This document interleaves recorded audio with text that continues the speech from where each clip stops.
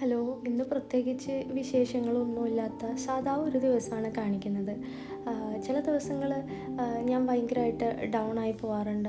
രാവിലെ എണീക്കുമ്പോൾ തൊട്ട് ഒന്നിനും ഒരു ഉഷാറ് തോന്നാറില്ല. അങ്ങനത്തെ സമയങ്ങളിൽ ഞാൻ കൂടുതൽ ആക്റ്റീവായിട്ടിരിക്കാൻ ശ്രദ്ധിക്കാറുണ്ട്. കാരണം വെറുതെ ഇരിക്കുന്ന സമയത്ത് ഓരോ ചിന്തകൾ കയറി വരും. അപ്പോൾ എനിക്ക് ചെടികൾ ഭയങ്കര ഇഷ്ടമുള്ള ഒരാളാണ്. അപ്പോൾ ചെടികളിൽ എന്തെങ്കിലുമൊക്കെ ചെയ്യും, അല്ലെങ്കിൽ ചുമ്മാ പുറത്തേക്കൊക്കെ പോയി വരാൻ നോക്കും.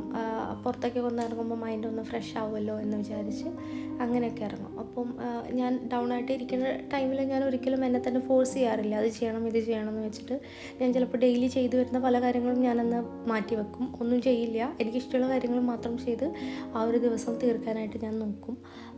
ചില ദിവസങ്ങളിൽ അങ്ങനെയാണ്. നമുക്ക് എല്ലാ ദിവസവും നമുക്ക് ഹാപ്പി ആയിട്ട് ഇരിക്കാനായിട്ട് പറ്റില്ല.